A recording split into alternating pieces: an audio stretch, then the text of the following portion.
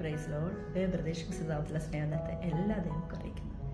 ഈ അനുഗ്രഹിക്കപ്പെട്ട ദിവസം ദൈവങ്ങളോട് ഷെയർ ചെയ്യാൻ എൻ്റെ ഹൃദയത്തിൽ കർത്താവ് തന്നൊരു ചിന്ത, നമ്മൾ കർത്താവിനെ ആരാധിക്കുകയും പ്രാർത്ഥിക്കുകയും ഒക്കെ ചെയ്യുമ്പോൾ പരിശുദ്ധാത്മാവ് എപ്പോഴും നമ്മുടെ കൂടെയുണ്ട്. നമുക്ക് വഴി പറഞ്ഞ് നമ്മളെ ഗൈഡ് ചെയ്യുന്നുണ്ടെന്ന് എത്ര പേർക്കറിയാം? പലപ്പോഴും നമ്മുടെ ജീവിതത്തിൽ നമ്മളത് മനസ്സിലാക്കാതെ പോകുന്നൊരു അനുഭവം എൻ്റെ നിങ്ങളുടെ ജീവിതത്തിലുണ്ടല്ലേ.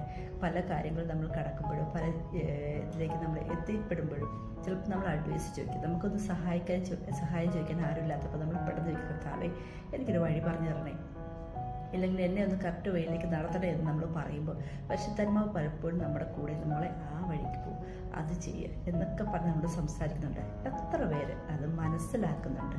കാരണം എൻ്റെ ജീവിതത്തിലൊരു എക്സ്പീരിയൻസ്, കഴിഞ്ഞ ദിവസം ഉണ്ടായൊരു വലിയൊരു എക്സ്പീരിയൻസ് ഞാൻ ദൈവങ്ങളോട് ഷെയർ ചെയ്യാം.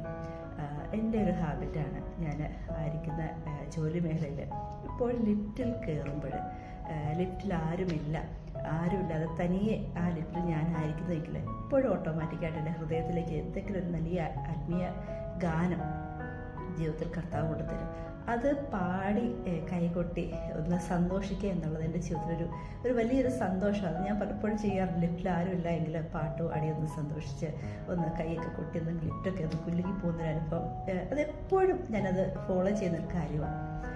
പക്ഷേ കഴിഞ്ഞ ദിവസം ഞാൻ ഇതുപോലെ ലിഫ്റ്റിലേക്ക് കയറിയ സമയത്ത് ആരുമില്ല, ഞാൻ മാത്രമേ ലിഫ്റ്റിലുള്ളൂ. പക്ഷേ ആ കയറിയ സമയത്ത് തന്നെ എൻ്റെ ഹൃദയത്തെ ശക്തമായിട്ട് പരിശുദ്ധമായിട്ടോ, നീ ഡീസൻ്റായിട്ട് നിന്നോണം, മീൻസ് പാട്ട് പാടുകയോ ഒന്നും ചെയ്യാതെ വളരെ സൈലൻ്റായിട്ട് വേണം അതിനകത്ത് നിൽക്കാനെന്ന് ഹൃദയത്തെ ശക്തമായിട്ട് പരിശുദ്ധമായിട്ട് വിട്ടു. ഞാനപ്പോൾ കയറുന്നൊരു 6th ഫ്ലോറിൽ നിന്ന് ഞാൻ കയറുന്നത് കറക്റ്റ് ഓട്ടോമാറ്റിക്കായിട്ട് ലിഫ്റ്റ് പറഞ്ഞതുപോലെ തന്നെ ഞാൻ അത് അംഗീകരിക്കുകയും അതനുസരിക്കുകയും ചെയ്യാൻ തക്കടെ വളരെ ഡീസൻ്റായിട്ട് ഞാനതിൽ നിന്നു. കറക്റ്റ് ആ ലിഫ്റ്റ് പോയി തുറന്നത് 4th ഫ്ലോറിൽ ഓപ്പണായി. ആ 4th ഫ്ലോറിൽ ഓപ്പണാകുകയും സഡൻലി ഞാൻ നോക്കിയത് എൻ്റെ മാനേജറുടെ മുഖത്തേക്ക്. അതൊരു ലേഡിയാണ്, ഒരു യങ് ലേഡിയാണ്. അപ്പം കറക്റ്റ് ലിഫ്റ്റ് തുറക്കുകയും അവരുടെ മുഖത്തേക്ക്. അപ്പം അവർ നോക്കി എന്നെ വിഷ് ചെയ്ത് ഞാൻ തിരിച്ച് വിഷ് ചെയ്തു. ആ സമയത്ത് തന്നെ അങ്ങനെ വിഷ് ചെയ്ത് അത് ക്ലിയറായി പോയി. ഞാൻ ഇറങ്ങാനടുത്ത് ഇറങ്ങി. പുള്ളിക്കാരത്തി അതിനുശേഷം താഴോട്ട് പോയി ഇറങ്ങാൻ തൊക്കണം ഇടയായി.